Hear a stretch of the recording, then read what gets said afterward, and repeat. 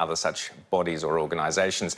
We're now going to talk about South African farmers, a topic which is we've explored at length on this show. Unlike most other shows in Australia, you won't hear the plight of the white South African farmers debated or discussed. So we're going now crossing to Perth, where we're going to be speaking to a member of an outfit called AfriForum, and he's going to be filling us in on the latest that is happening in South Africa with the farmers. He's here in Australia. He's been speaking to the Australian government, members of the government, and we're pleased to have him on here on Outsiders this morning. Welcome from Perth, Ian Cameron. Good morning. Thank you very much. Now, Ian, this is a very unusual situation for me, wedged between two Camerons, you know, so I feel a bit like the persecuted... Paradise. Paradise, OK. So my co-host Ross Cameron is with me, Ian Cameron. Now, you're out here from South Africa, obviously. Now, tell us a little bit first about AfriForum. It is an outfit that has come in for criticism, but tell us your role with AfriForum and why you're in Australia. Yeah, well, basically, we felt the need, especially after our president, Cyril Ramaphosa, recently said that farmer tax is something that does not exist. He made it very clear that farm murders in South Africa is just a figment of the imagination, and we felt it very important that we come to Australia and obviously other countries too, where we are sharing the truth of what is happening in South Africa. And I think this morning is an opportunity for me to share a little bit more about what is currently happening there. For example, just since the 1st of January in 2018, we've already had more than 344 attacks on farms in South Africa, and about 45 people have been murdered on farms in the country. And from AfriForum's side, we're a civil rights body in South Africa that feel it's very important that we raise the plight of this specific issue. So, Ian, so people would... your outfit, AfriForum, has been criticised. You know, you've had the usual accusations of being white supremacist and so on.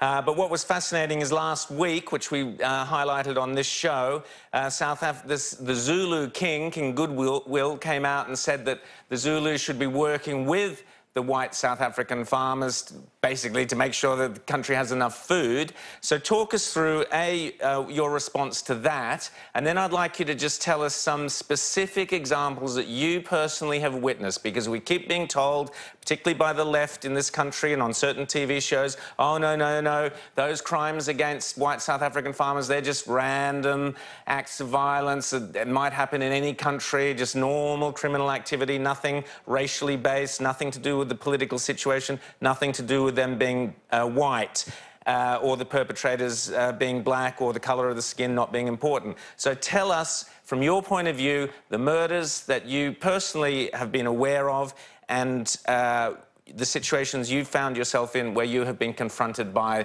these acts of violence. Well, I think from our side, we've never failed to reach out a hand to any other organisation in South Africa. We work with several organisations across any cultural base or racial group that you could think of, and we've done that for the past more than 12 years of our existence. So it's sad to see that certain organisations and especially certain media groups decide to deliberately cause this polarising kind of how can you say, a polarising mood between different groups. And I feel it's very unnecessary, because in the end, it's them themselves that are actually losing the specific battle. When we look at farm attacks in South Africa and we take culture or race out of it completely, it's something that has a negative impact on the entire country. The average farmer in South Africa feeds about 2,000 people. If you lose a farmer, immediately the South African economy loses about 2 million rand on average. So if you go look at the specific and unique group of people in the country, we estimate that there are about 32,000 commercial farmers in the country.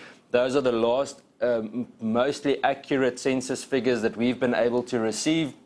And if we consider those figures, it's very clear that there is a major issue. When we look at the murder rate in South Africa, when you look proportionately at farmers, a farmer has 3 times more chance of being murdered in the country than the average citizen, and more than double the chance of being murdered in South Africa than a police officer in the country would, which is obviously very worrying if you consider that the country already has a major murder problem that has been increasing with about 1,000 murders for the past 7 years.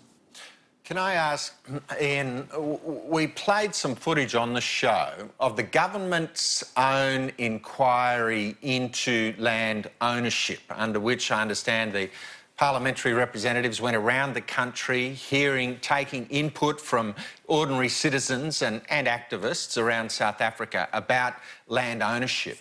And one of the messages that came through from elements in the black South African community was people saying that actually white people don't belong in South Africa, that you don't really have a right to exist in South Africa, that Africa is for black people.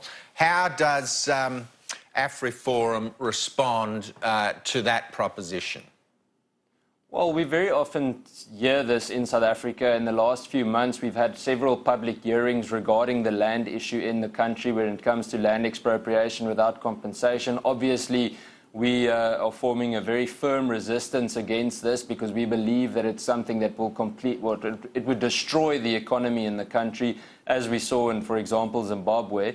The privilege that Zimbabweans had is that they could move south to South Africa. We have got nowhere to go. So it's very important that we share this message. But it was interesting to see that at these public hearings that this type of very far left, almost I would like to call it an extremist type of ideology, weighs much stronger than logic. And logic clearly shows us, and through history we can learn that this model simply cannot work. So regardless of race, it's something that cannot work properly.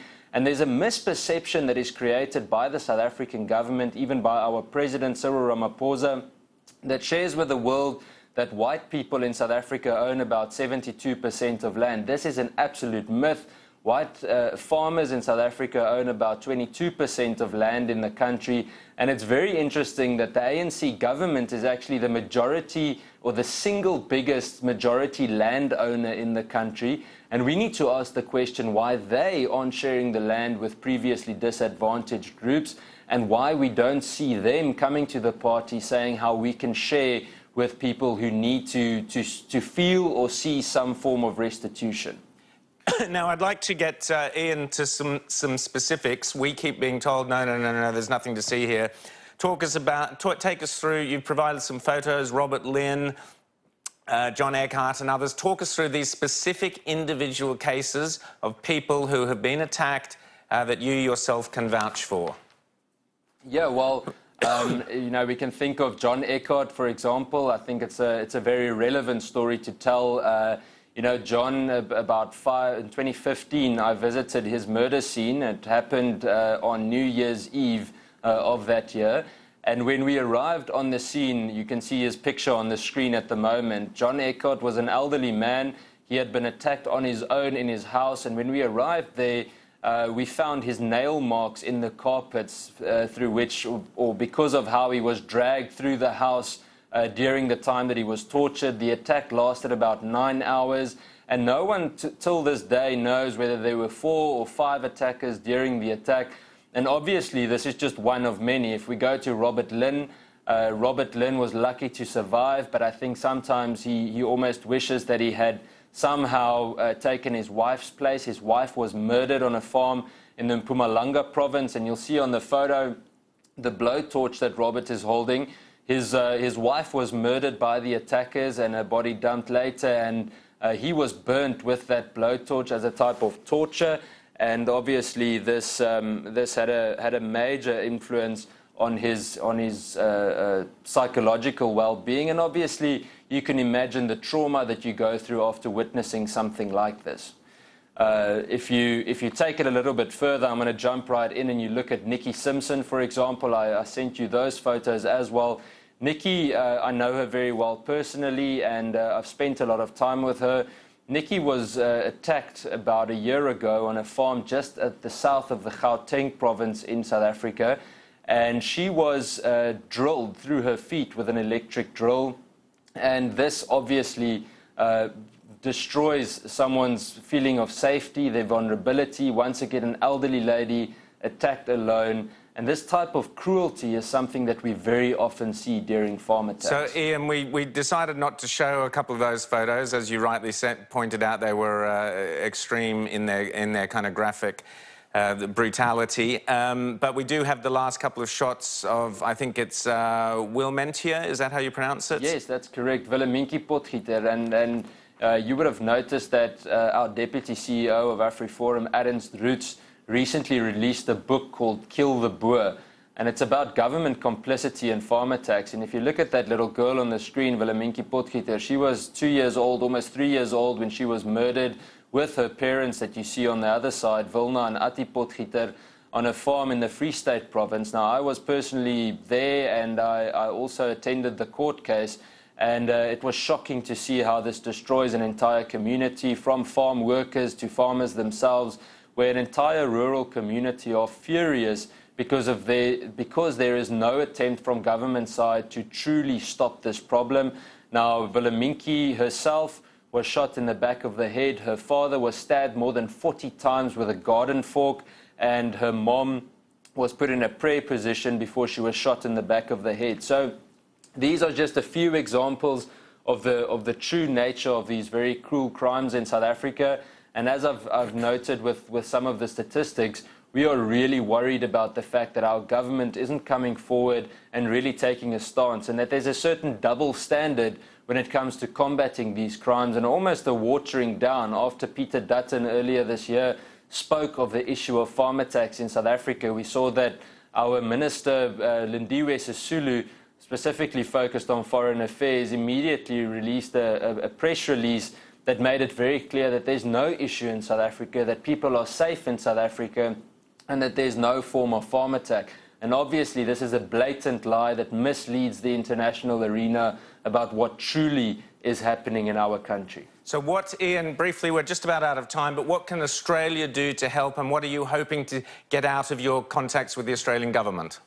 Well, from our side, we feel it's very important that we continue putting pressure from Australia's side on the South African government to do something, support an organisation like AfriForum. We've got 7,500 volunteers across South Africa that are trained well and that handle these types of situations, that support victims on the ground, that react to these atrocious crimes, and that act proactively and support the police where they can, because the police lacks resources. And obviously you can see my Twitter handle on the screen. Please follow it on Twitter and use that to spread the news. I report on every single farm attack in the country, and through spreading the news into the world, I feel that we can gain a lot of momentum and pressure the South African government into hopefully doing something about this problem. Well, thank you, Ian Cameron, so much for coming on Outsiders today. Good luck with your mission. I know you've been speaking to Andrew Hastie, among others, in the Australian government. I hope they're listening to you, and I hope that we see, hopefully, a better future going forwards. Thank you, Ian Cameron, for talking to us from Perth.